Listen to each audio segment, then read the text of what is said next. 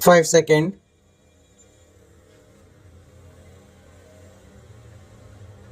Start. Mr.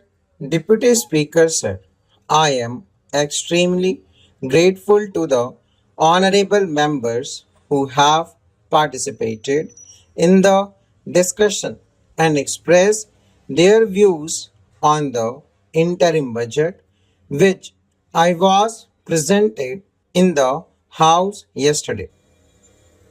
We have had a fruitful discussion on this subject. This is a routine exercise. The House is aware that I have come with the interim budget and I am pleading with the House to pass the vote on account for 4 months under very exceptional circumstances.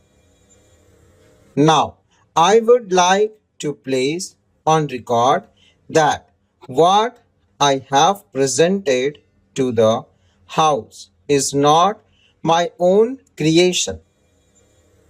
This government cannot be held responsible for what has transpired in the year which is going by. There was another government in power. Most of us on this side of the house who are sitting on the treasury benches were in opposition then, and most of the honorable members who are sitting on the other side of the house were either in the government or were supporting the government from the outside. It is that government's work that we are discussing are the same I placed before the House yesterday.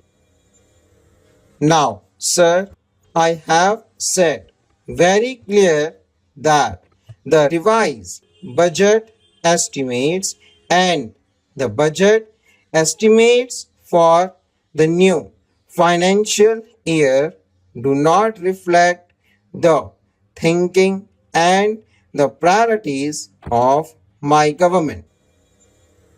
I have said in my budget speech that it is our firm resolve to review the 5-year plan and to revise the budget estimate so that they reflected our thinking and priorities when I come before the August House with my regular budget. That will be the time for you to judge us. That will be the time for you to judge our intentions, and that will be the time for you to judge our actions.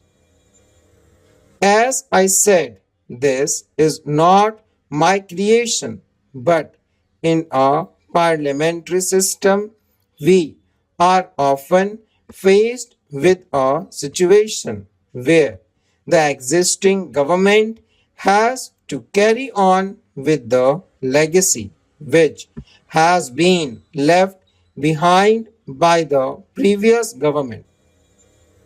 My next point is we have talked about in our national agenda for governance that we believe in having a consensus. A point has been made in this House by one of the honorable members that we should have the same kind of consensus in regard to economic policies that we have developed over a period of time in our foreign affairs and defense policies. I see no reason why this house cannot evolve such consensus. I am pleading strongly that we must evolve that consensus so that the economic policy, which has become a major tool for the progress of this country, is not subject to the vagaries of the situation. We must have a consensus, and I think we are close to it. Sir, we were criticized by many people that we follow the path followed by East European countries. We were criticized in this house. We were criticized in this country that we did not follow the path followed by those countries.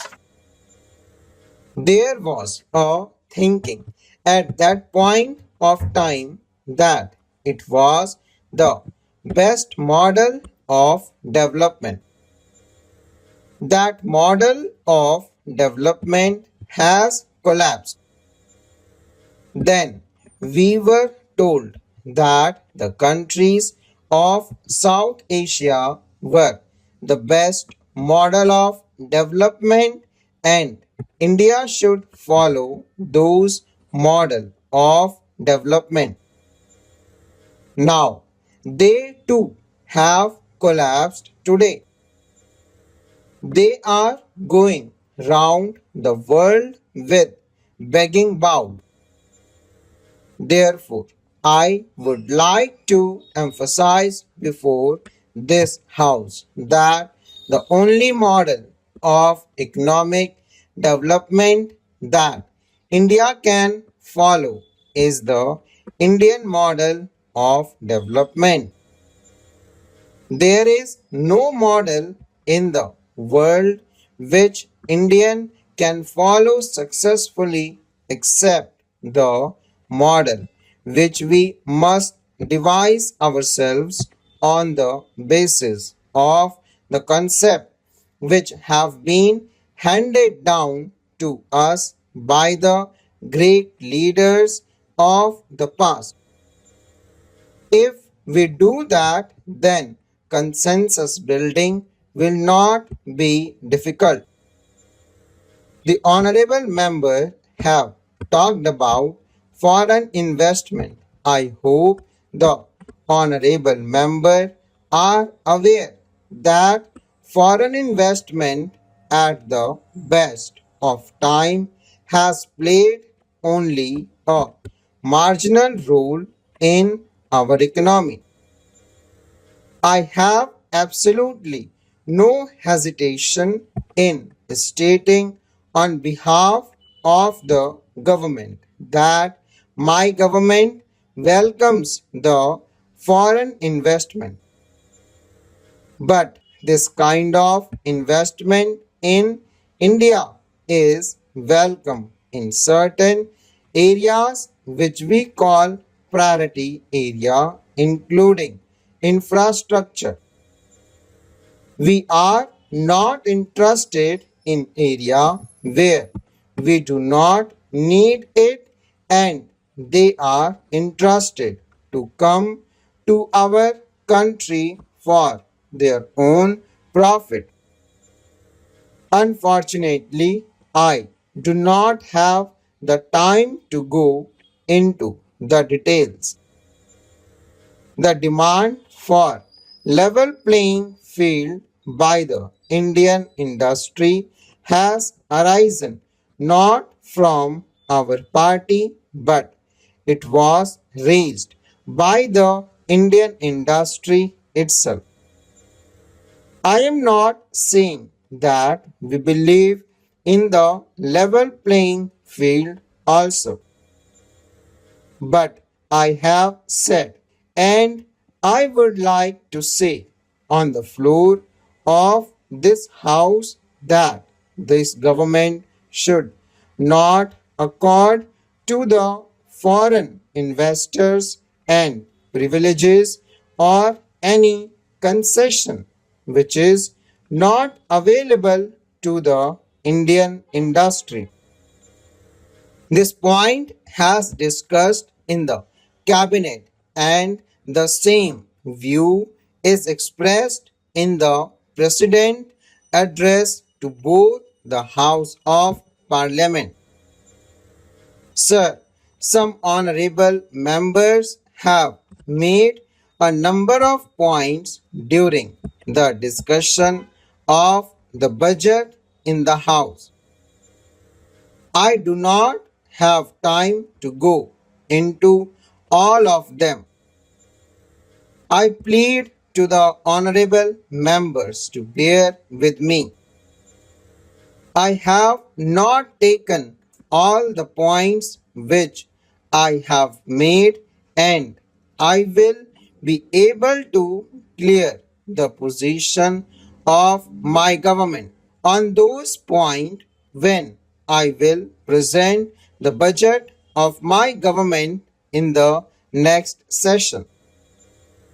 In that budget, our government thinking for the development of the country may be seen in every field, especially for the poor people who live below the poverty line and farmers of the country. Sir, with these few words, I conclude my speech and request the honorable members of this House to pass this interim budget. At last, I thank you for giving me an opportunity to speak full stop.